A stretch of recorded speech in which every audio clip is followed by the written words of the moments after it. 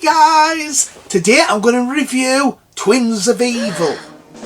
We are the undead, immortal. The devil has sent me Twins of Evil.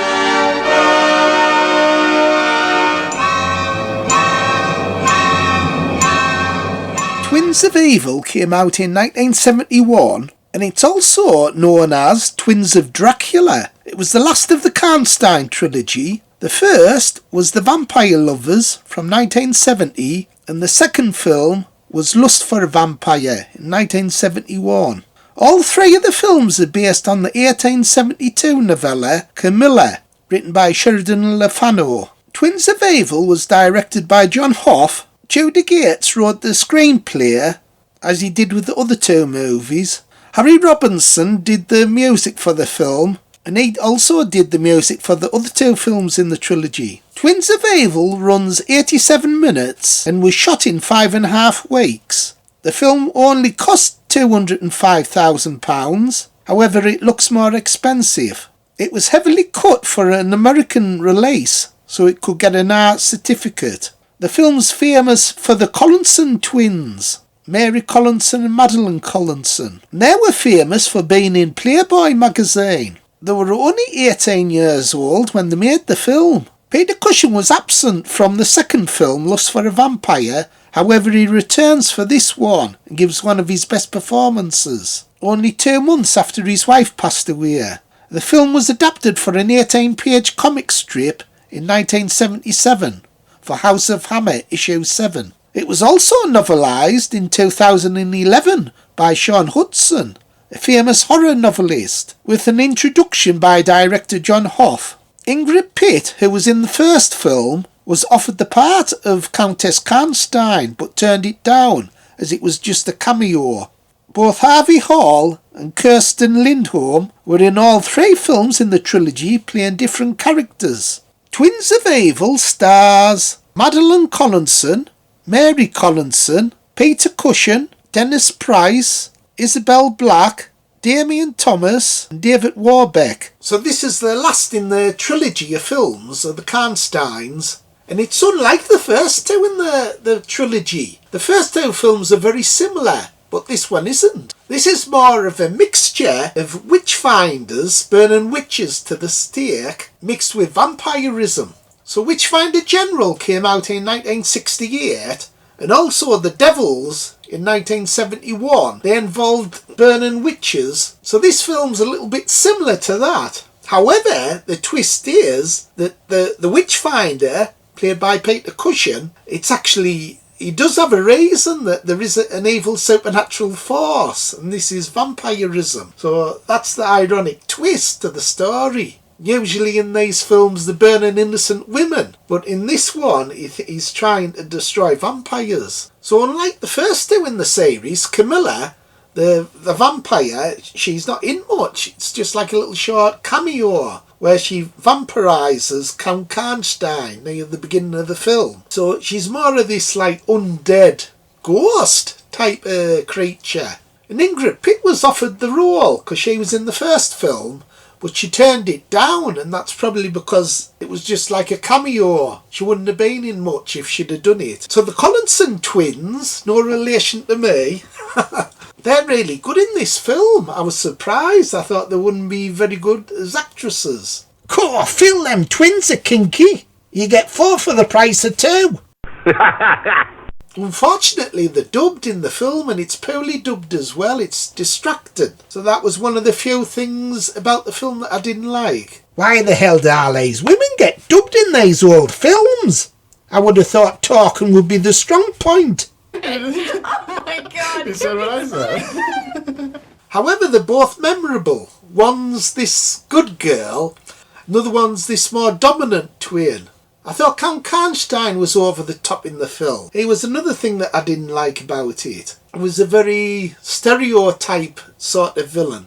However, I thought Peter Cushing in this was brilliant. He was the standout moment of the film for me. And I thought this was one of his best performances. He's playing a religious witchfinder, very much like the character that Vincent Price would play in Witchfinder General. However, in Cushing's case, he is up against supernatural forces. That's vampirism. And right from the start, you see this woman getting burnt at the stake. It's quite a gruesome scene to start the film off with. And Cushing's face during the burning, the way he stares. And he's actually more scarier than the vampires in the film. His obsession with religion. And this was only 2 months after his wife passed away. And at this time in his career, he seemed to be putting everything into his work to take his mind off his grief. And his performances are really quite gripping during this time. Sometimes he would use a photo of his wife during the making of a film, such as Tales from the Crypt, The Ghoul, and he did this to make him more emotional. So he created some great grief-stricken characters. Even when he's playing Van Helsing during the 70s, he's more sad than the versions that you see earlier in the 60s and the 50s. His eyes are very expressive. He really has a sad look in his eyes, these characters that he's playing. And in Twins of Evil, he has some great lines as well.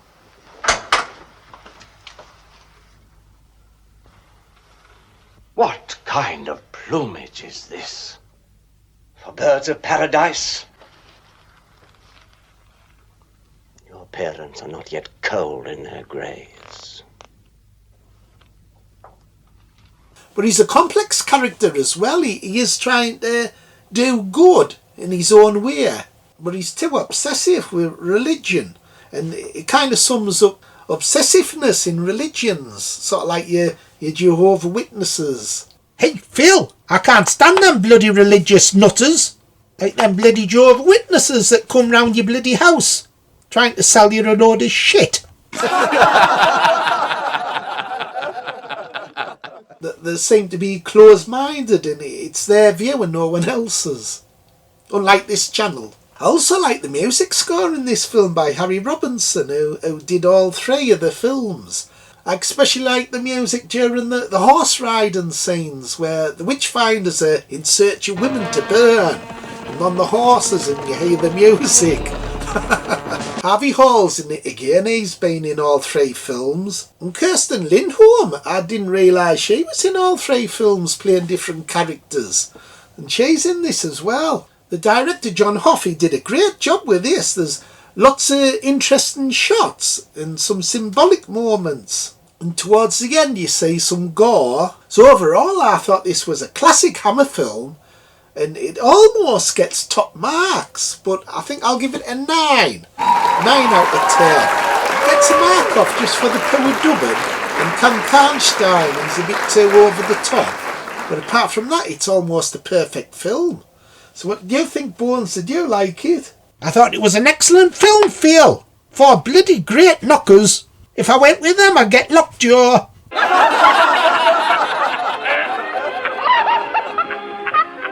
Anyway, now that I've reviewed all 3 of the films in the trilogy, I'll put them in order, from least favourite to favourite. So in 3rd place, I've got Lust for a Vampire.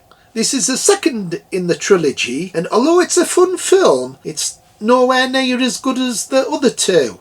But it does have good moments, and I thought Ralph Bates was excellent in it. However, it just pales compared to the other 2. Let's go down to the river tonight for a moonlight swim. Then you'll feel much better. But Miss Playfair will be around. That's easy. We'll put a couple of pillows in the bed. She'll think we're asleep.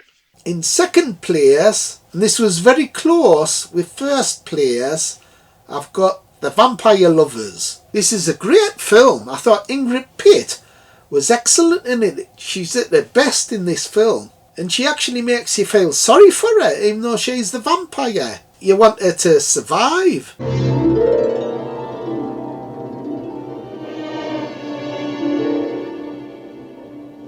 However, in 1st place, I've got to put Twins of Evil. I thought this was very close with The Vampire Lovers, but it just gets the edge. And that's down to Cushing's performance. I thought he was brilliant in it. And the film has a more epic look. So that's my favourite of the 3, Twins of Evil. Twins of Evil. hope you enjoyed the review. Like, subscribe and share. Bye everybody. Bye. Bye.